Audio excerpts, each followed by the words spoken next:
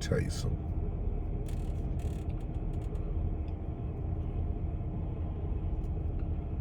When I became a father,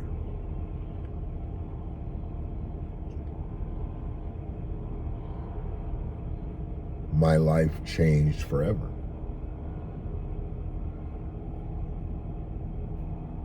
And I've been asked this, and I've never probably given the answer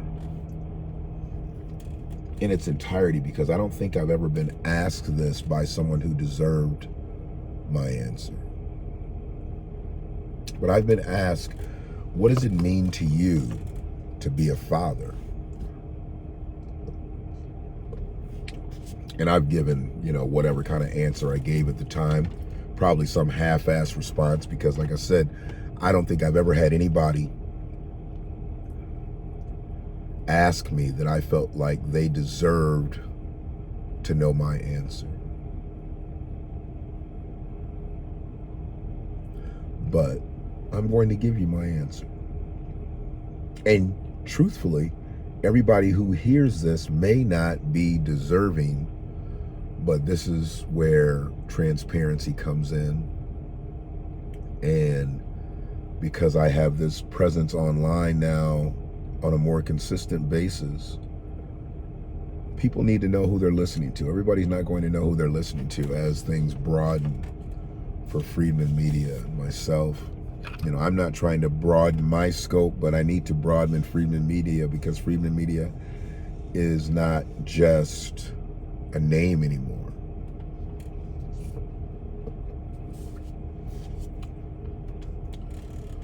It's a transmitter of information. So I must put that out there the right way. So what did it mean for me to become a father?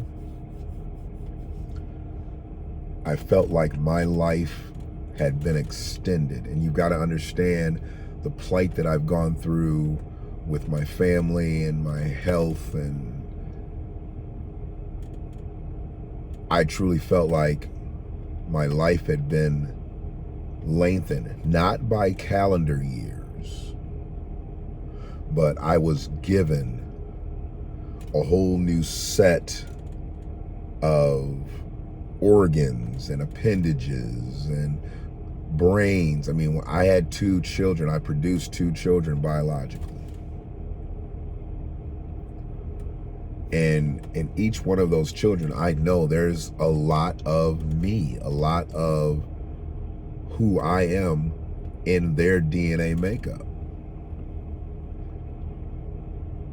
I only regret that I wasn't able to pull more of that out when they were in their younger years for various reasons. Not here to place blame or even speak on that, but when I became a father, I felt like, I'm going to take care of these beings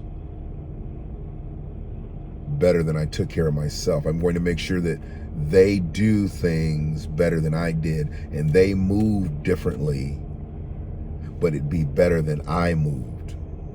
I wanted them to be more efficient. I didn't feel like I had been neglected. I didn't feel like I hadn't been cared for, but the one thing that they had that I didn't have was their daddy in their life on a consistent basis. So I was already kind of ahead of the game. So all I felt like I had to do was not just be there, but be fruitful to them.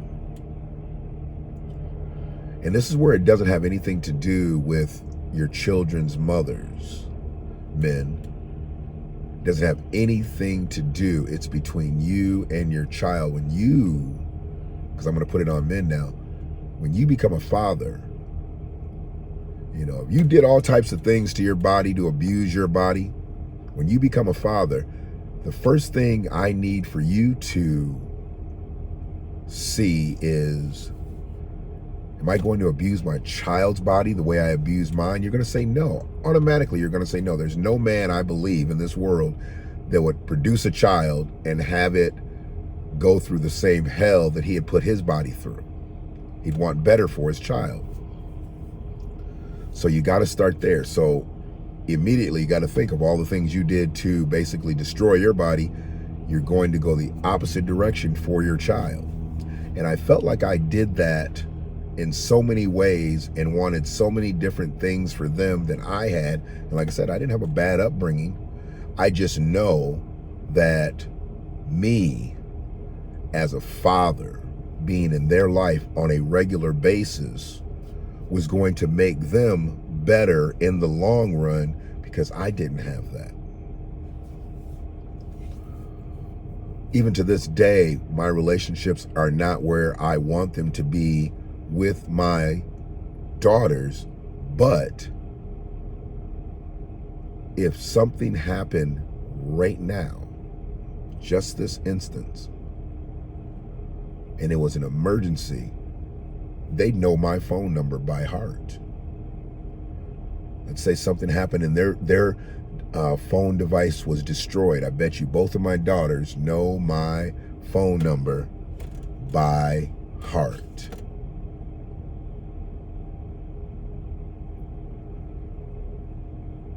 It's because I never changed it. I never changed it. Since they've been able to know the phone number, just a few years once they were into this world, they've basically known my phone number since they can remember phone numbers, and I've never changed it.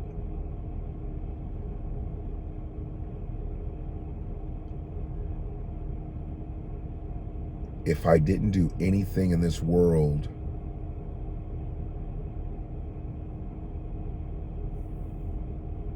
my attempt was always to only be consistent. So I might have let some things go. I could have did some really magnanimous things out here, but if I wasn't going to be able to do them consistently, I just shied away from doing them at all. And to a fault, that's, you know, think about some of the things differently now. But I've always just wanted to be consistent. And as a father, I've always felt like there wasn't anything that I wouldn't try to make happen for my daughters. But what I had to make happen, I wanted to make happen consistently.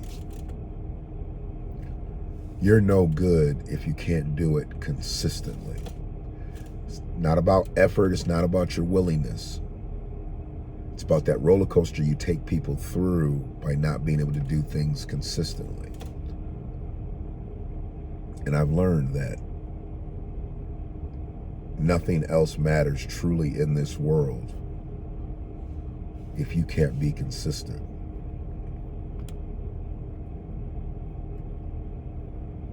So if somebody asked me then, I would say absolutely. I was consistent. And I never wavered. I never doubted, second-guessed anything.